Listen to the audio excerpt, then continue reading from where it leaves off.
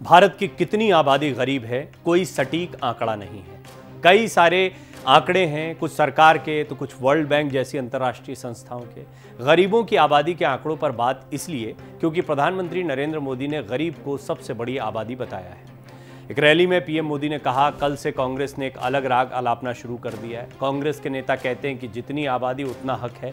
मैं कहता हूं, इस देश में अगर कोई सबसे बड़ी आबादी है तो वो गरीब की है। इसीलिए मेरे लिए गरीब ही सबसे बड़ी आबादी है और उनका कल्याण ही मेरा मकसद है। मोदी ने यह बयान इसलिए दिया क्योंकि बिहार की जातिगत जनगणना के आंकड़े सामने आए और उसके बाद कांग्रेस सांसद राहुल गांधी ने जितनी आबादी उतना हक की बात दोहराई। बहरहाल, जब पीएम मोदी ने गरीब को सबसे बड़ी आबादी बताया तो ऐसे में जानना जरूरी है कि भारत में वाकई कितनी आबादी गरीब है। इसकी परिभाषा सरकार ने तय कर रखी है। गरीबी रेखा की ये परिभाषा 2011-2012 में तेंदुलकर कमेटी ने तय की थी। इसके मुताबिक अगर शहर में रहने वाला हर व्यक्ति 1000 और गांव में रहने वाला हर व्यक्ति 816 रुपए हर महीने खर्चता है तो वो गरीबी रेखा से नीचे नहीं आएगा। तेंदुलकर कमेटी के बाद यूपीए 2 सरकार में रंगराजन कमेटी बनाई गई थी। इस कमेटी ने 2014 में अपनी रिपोर्ट दी। इसमें बताया कि अगर शहर में रहने वाला व्यक्ति 1407 रुपए और गांव में रहने वाला हर व्यक्ति 972 रुपए हर महीने खर्च कर रहा है तो उसे गरीबी रेखा से नीचे न गिना जाए। हालांकि सरकार ने रंगराजन कमेटी की इस सिफारिश को नहीं माना, लिहाजा अभी तेंदुलकर कमेटी की रिपोर्ट के आधार पर गरीबी रेखा से नीचे की आबादी का अनुमान लगाया जाता है। गरीबी रेखा की यह परिभाषा एक व्यक्ति के लिए न्यूनतम जीवन स्तर जीने के लिए जितने खर्च की जरूरत है उसके आधार पर तय की गई है। इसमें स्वास्थ्य, शिक्षा और घर का खर्च भी शामिल है। हालांकि अंतर्राष्ट्रीय स्तर पर इसकी परिभाषा अलग है। वर्ल्ड बैंक ने पिछले साल ही इसकी परिभाषा में बदलाव किया। नई परिभाषा के मुताबिक अगर कोई व्यक्ति हर दिन 2.15 यानी करीब $2.25 कमाता है तो वो गरीबी रेखा से नीचे नहीं आएगा। भारतीय करेंसी के हिसाब से ये 179 रुपए होते हैं। अनुमान के मुताबिक आज़ादी के वक्त देश में 25 करोड़ से ज़्यादा लोग गरीब थे, जो उस वक्त की आबादी का 80% होता है। हमारे देश में 1956-57 से गरीबों की संख्या का हिसाब किताब रखा जाने लगा है। बीएस मिनास आयोग ने योजना आयोग को अपनी रिपोर्ट दी थी। इसमें अनुमान लगाया गया था कि 1956-57 में देश के 21.5 करोड़ लोग गरीबी रेखा से नीचे थे। गरीबी रेखा के सबसे ताज़ा आंकड़े 2011-12 के हैं। इन आंकड़ों के मुताबिक देश की आबादी में करीब 27 करोड़ आबादी ऐसी है जो गरीबी रेखा से नीचे है, यानी उस समय तक देश की 22% आबादी गरीबी रेखा के नीचे आती थी। हालांकि रंगराजन कमेटी ने अपनी रिपोर्ट में अलग आंकड़े दिए थे।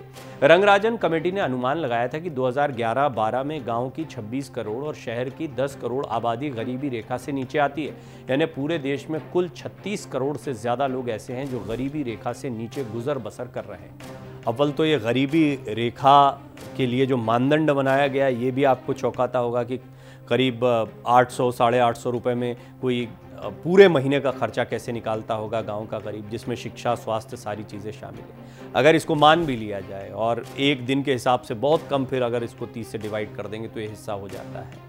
उसमें भी इतनी बड़ी तादाद, मतलब इसको भी मैच नहीं कर पा रहे। ये उन लोगों का आंकड़ा है। आप गरीबी का अंदाज़ा लगा सकते हैं गरीबी के हालात क्या हैं। हमारे देश को अमीर लोगों का गरीब देश भी कहा जाता है क्योंकि यहाँ पर पूंजी कुछ एक लोगों के पास में बहुतायत में है। बहुत ज़्यादा अमीर लोग भी इसी देश में हैं, लेकिन बहुतायत ऐसे लोगों की है जो गरीबी रेखा की इस मिनिमम अर्हता को, एलिजिबिलिटी को भी पूरा नहीं कर पाते हैं। बड़ा दुखद है। हालांकि जिस रिपोर्ट की मैंने बात की, इस रिपोर्ट को मंजूर नहीं किया गया था। भारत के पड़ोसियों में पाकिस्तान एक ऐसा मुल्क है जहां की सबसे ज़्यादा आबादी गरीब है। पाकिस्तान के आर्थिक संकट की वजह से वहां की आबादी गरीब होती जा रही है। हाल ही में वर्ल्ड बैंक ने एक रिपोर्ट जारी की थी। वर्ल्ड बैंक के मुताबिक एक साल में 1.25 करोड़ लोग गरीबी रेखा से नीचे आ गए हैं।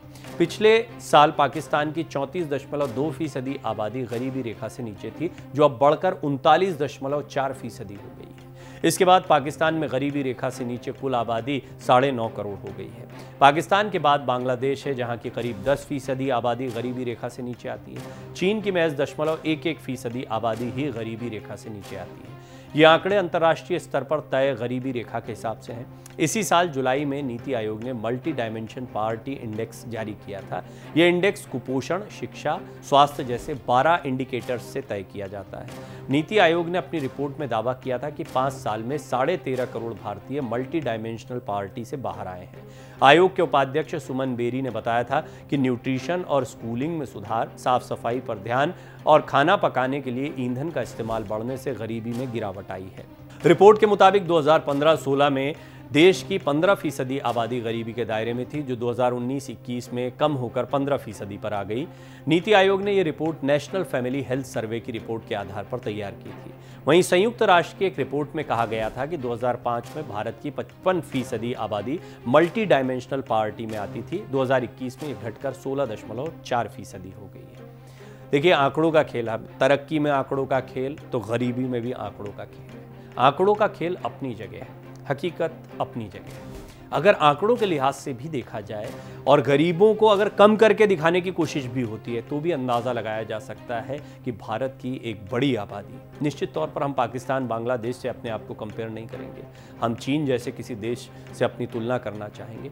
और ये कहा जाता है कि किसी देश की तरक्की तभी तरक्की मानी जाती है जब उसमें रहने वाले लोग समृद्धि का अनुभव करें, सुरक्षा का अनुभव करें, स्वास्थ्य का अनुभव करें।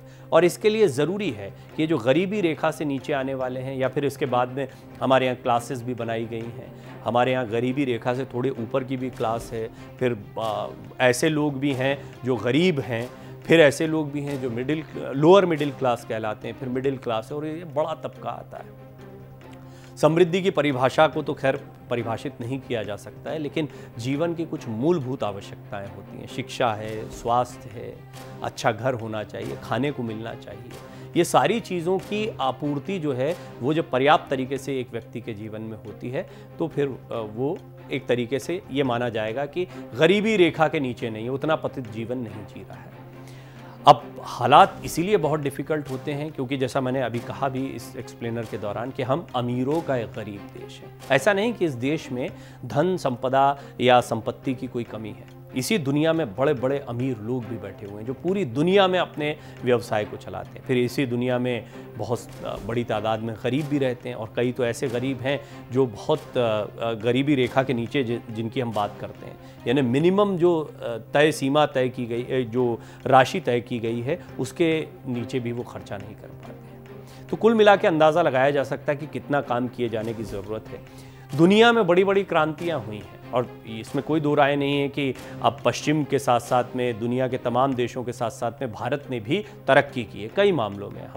हम अगर एक देश के नाते देखें तो आज हमारा इंफ्रास्ट्रक्चर बेहतर हुआ है, हमारे यहाँ संभावनाएं असीमित हो गई हैं, हमारे यहाँ शिक्षा का स्तर बेहतर हुआ है। ये सारी चीज़ें सकारात्मक दिशा में दिखाती हैं। वहीं पर हमारे साथ ही बना पाकिस्तान जो है उसके हालात देखिए बद से बदतर होते चले जा रहे हैं हर लिहाज से।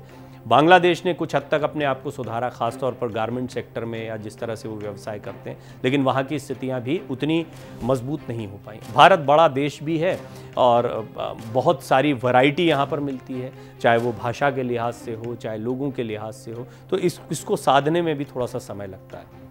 हालांकि एक छोटे से उदाहरण से समझा जा सकता है कि हम पूरे देश की जब बात करते हैं तो उसमें गरीब से गरीब राज्य भी शुमार हो जाते हैं। फिर हमारे पास अगर हम अकेले गुजरात को देखें तो गुजरात एक ऐसा प्रदेश है जो दुनिया के कई विकसित देशों से भी आगे दिखाई देता है। ऐसी स्थिति भी है। कई अन्य राज्य हैं जिनकी स्थिति में सुधार आया। इसलिए कई बार ये मांग उठती है कि राज्यों के विकास पर ज़्यादा ध्यान दिए जाने की ज़रूरत है। कुल मिलाकर आंकड़े कुछ भी हों, हकीकत ये है कि जब तक हमारे देश में हर व्यक्ति जो मिनिमम सुविधाएं उसको मिलनी चाहिए, जो मूलभूत उसके अधिकार हैं, वो जब तक उसको मिलते रहेंगे, भोजन, पानी, शिक्षा, स्वास्थ्य, इनकी व्यवस्था होती रहेगी, तभी ये देश पूरी तरह से तरक्की कर पाएगा। और ये आंकड़े इसी काम आते हैं कि फिर उन लोगों तक पहुंचा जाए, उनके लिए योजनाएं बनाई जाए। उम्मीद करते हैं ये योजनाएं बेहतर तरीके से उन तक पहुंचेंगी भी। इन आंकड़ों के विषय में आपकी राय क्या है वो आप ज़रूर हमसे साझा करें।